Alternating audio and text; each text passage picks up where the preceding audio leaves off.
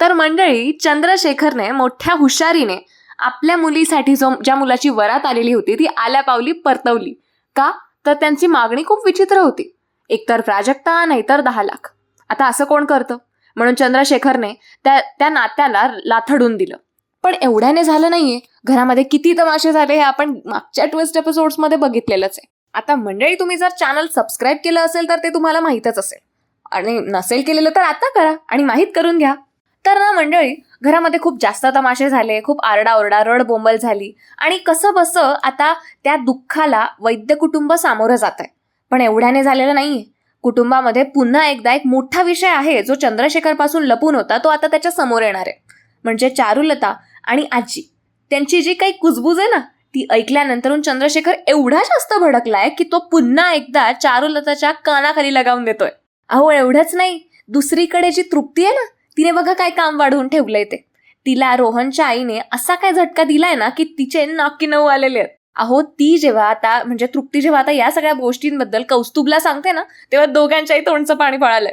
पण मग आता हे सगळं कसं होणार आहे आणि का झालेलं आहे ते सगळं जाणून घेण्यासाठी आजचा भाग शेवटपर्यंत बघा.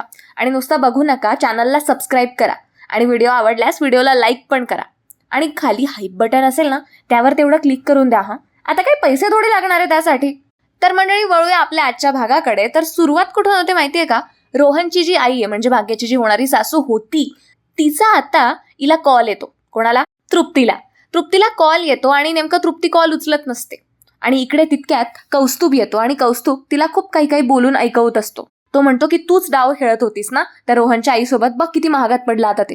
अगं, माझ्या बहिणीचं लग्न मोडलं आणि घरामध्ये बघितलं ना तू आईने कसा आत्महत्येचा प्रयत्न केला.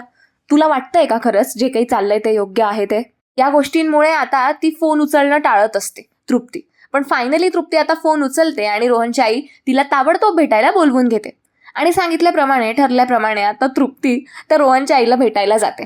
आणि रोहनची आई तिला म्हणते की मला माझे पैसे परत कर. तेव्हा लगेच तृप्ती म्हणते, पैसे? कोणते पैसे? तेव्हा आता लगेच रोहनची आई म्हणते की हे बघ, मी तुला 3 लाख द्यायचे कबूल केले होते, आणि त्या बदलात तू मला हे नातं जोडल्यानंतरून तुझ्या त्या कुटुंबियांकडून 10 लाख मिळवून देशील हुंड्याचे, असं मला प्रॉमिस केलं होतं. आणि तू ते करू शकली नाहीयेस. मी तुला त्याबद्दल 3 लाख रुपये देणार होती, त्यातून मी तुला 1 लाख रुपये दिले, आणि तेच 1 लाख रुपये मला परत कर. आता तृप्ती म्हणते, असं कसं? हे असं कसं सांगू शकता तुम्ही? हे बघा, ते 1 लाख आता खर्च झालेले आहेत, त्यामुळे मी नाही देऊ शकत तुम्हाला पैसे. आता हे तृप्तीने सांगितल्यानंतरून आता खरी मजा येणार आहे. मंडळी, असा झटका बसेल ना हिला. रोहनची आई आता स्पष्ट म्हणते की हे बघ, जर तू मला पैसे दिले नाहीस ना माझे परत, तर मी तुझ्या घरातल्यांना सगळ्यांना तुझा खरा चेहरा काय ते दाखवेल. सगळ्यांना सांगेल की तुम लोगों ने आस्तीन का सांप पाल के रखा है. घर का वेदी ज्याला म्हणतात ना, ती तूच. बघ आता तुझी पोलखोल मी करू का घरच्यांसमोर की नाही ते तू ठरव. मला माझे 1 लाख परत हवेत.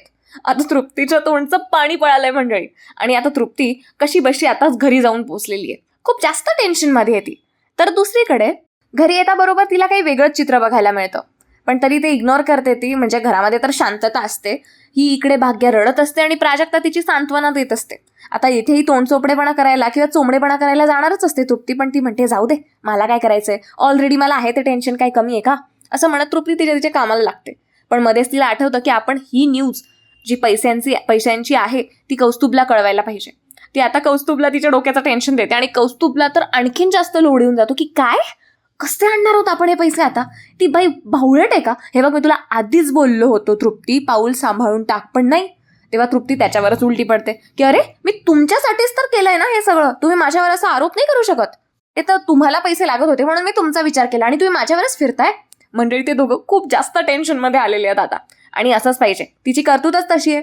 तर दुसरीकडे ना मंडळी, आता आजी आणि चारुलता खरं तर भाग्याचा जो लग्नाचा जोडा असतो त्याला कुरवाळत बसलेली असते, आणि रडत असते की माझ्या मुलीचं लग्न कधी होईल वगैरे वगैरे. सो आता तिथे आजी तिच्या जवळ जातात, म्हणजे तिचीच आई तिच्या जवळ जाते आणि म्हणते, बघितलंस, पुन्हा एकदा त्या प्राजक्ताने ऐन वेळेवर घाण केली. मला वाटलं होतं की मुलगी सुधारली, पण नाही, ती कशी काय सुधारणार आहे? सुधारण्याच्या लायकीची नाहीये ती. मी तर म्हणते ना, भाग्याच्या आयुष्याला लागलेलं ग्रहण आहे ती मुलगी. बघितलंस ना तू? तेव्हा चारुलता म्हणते, अगदी बरोबर बोलतेस तू आई. मला वाटायचं की हे पायावर कुंडी पाडून घेतलीये. लग्नाला आपण जसे जसे कार्यक्रम होत गेले, जशा जशा विधी होत्या, तिला दूर ठेवलं. ती दूर राहते घरापासून आपल्या बहिणीसाठी. मला थोड्या वेळासाठी वाटलं होतं की खरंच ती सुधारली आहे, पण नाही ग, हे सगळं नाटक होतं. कारण जर ते खरंच असतं ना, ती ऐनवेळी तिथे त्या लग्नात येऊन पोहोचली नसती आणि माझ्या मुलीचं लग्न तिने मोडलं नसतं. आई, तू बरोबर बोलत होतीस. मला वाटलं होतं की ती सुधारली, पण नाही. ती पायावर कुंडी पाडून घेणं, स्वतःला इजा करून घेणं, हे फक्त महान बनण्याचं काम केलं तिने आपल्यासमोर. बाकी काहीच नव्हतं तिच्या मनामध्ये तसं. मला ना खूप राग येतोय तिचा. कधी ती एकदाची ह्या घरापासून दूर जाते ना, असं झालंय आता मला. आता आजी म्हणजे त्या चारुलताची आई आणि चारुलता अशाच खूप वाईट साईड शिव्याशाप तिला देत असतात प्राजक्ताला, आणि हीच गोष्ट मागून चंद्रशेखर ऐकतो. चंद्रशेखर अगदी चवताळून उठतो हे ऐकून, कारण प्राजक्ताची ही खरी हकीकत त्याला माहीतच नव्हती. ही गोष्ट फक्त आणि फक्त आजी, चारुलता आणि प्राजक्ता यांच्यातलीच होती, आणि आता ही गोष्ट चंद्रशेखरने ऐकली, त्यामुळे तो खूप जास्त चिडलेला असतो.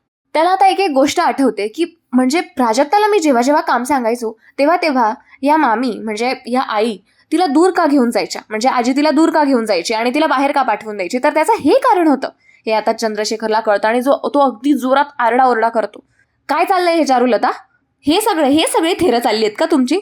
आता चंद्रशेखर चारुलताचा हात धरून तिला जोरात हॉलमध्ये खेचतच बोलवतो आणि सगळ्यांना त्याचबरोबरीने सोबत घरातल्या सगळ्या मेंबर्सना बोलवतो, अगदी भाग्या, त्यानंतरून प्राजक्ता, सगळ्यांना. आणि प्राजक्ताला आता मामा जाब विचारू लागतो प्राजक्ताचा. म्हणजे चंद्रशेखर आता तिला जाब विचारतो की मला एक गोष्ट सांग प्राजक्ता, भाग्याच्या लग्नात जेव्हा विधी होते, म्हणजे हळदीचा कार्यक्रम म्हण, मेहंदीचा कार्यक्रम म्हण, तेव्हा ऐन वेळेवर तू कुठे गायब राहत होतीस?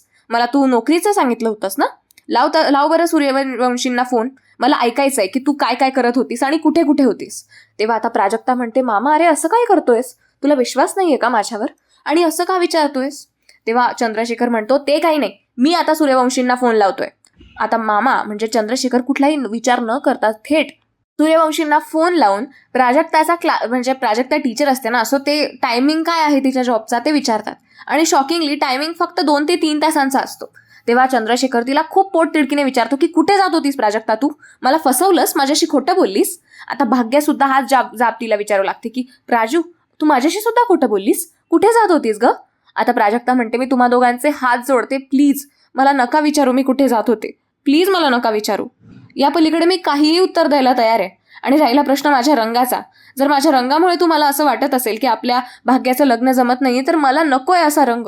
मला असं वाटतं की हा माझा शाप आहे, मला लागलेला शाप आहे, ज्यामुळे माझ्या बहिणीच्या आयुष्यामध्ये खूप रुकावट येते. तेव्हा मामा पुन्हा एकदा विचारतो की तू सांगणार आहेस की नाही प्राजक्ता, कुठे राहायचीस तू? आणि तू पायावर कुंडी स्वतःहून का पाडून घेतली होतीस?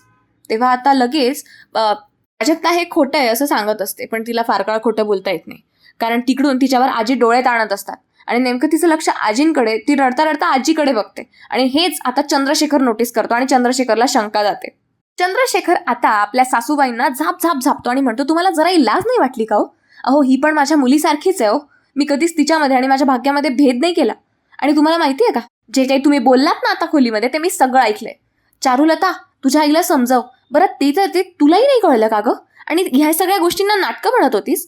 प्राजक्ताने स्वतःहून तिच्या पायावर कुंडी पाडून तिला स्वतःला इजा करून घेतली, जेणेकरून तिला भाग्याच्या लग्नापासून दूर राहता येईल.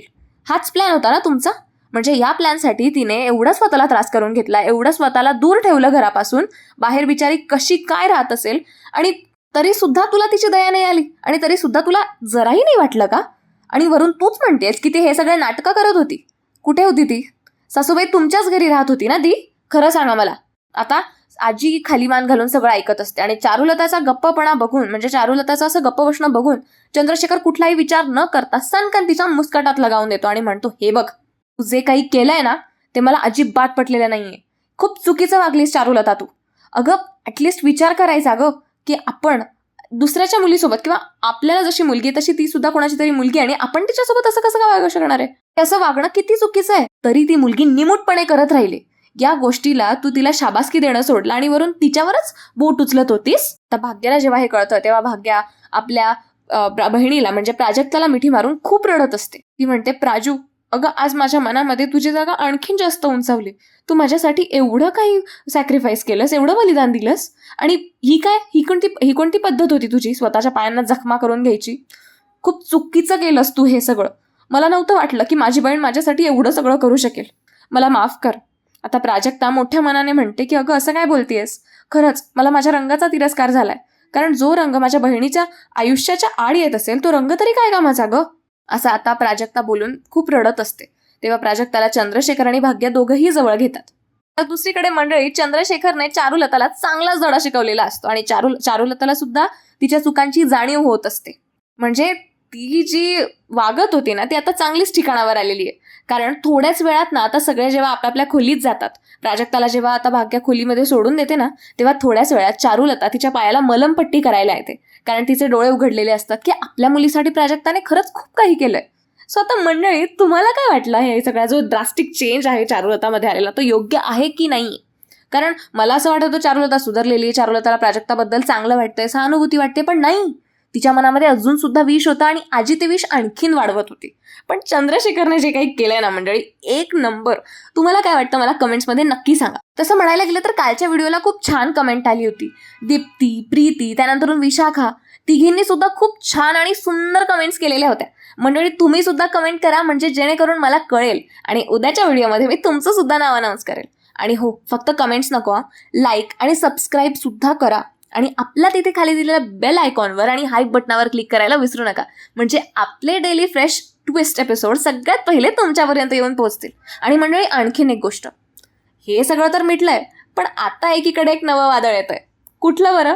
अहो, ते म्हणजेच तृप्ती आणि कौस्तुभची तारांबळ उडालेली आहे. कारण रोहनच्या आईने त्यांना पैसे परत मागितले. आता एवढ्या कमी वेळात ते 1 लाख रुपये कुठून आणतील? हे सगळं जाणून घ्यायचं असेल तर आपले डेली ट्विस्ट एपिसोड्स बघत चला आपल्या चॅनलवर. भेटूया लवकरच. धन्यवाद.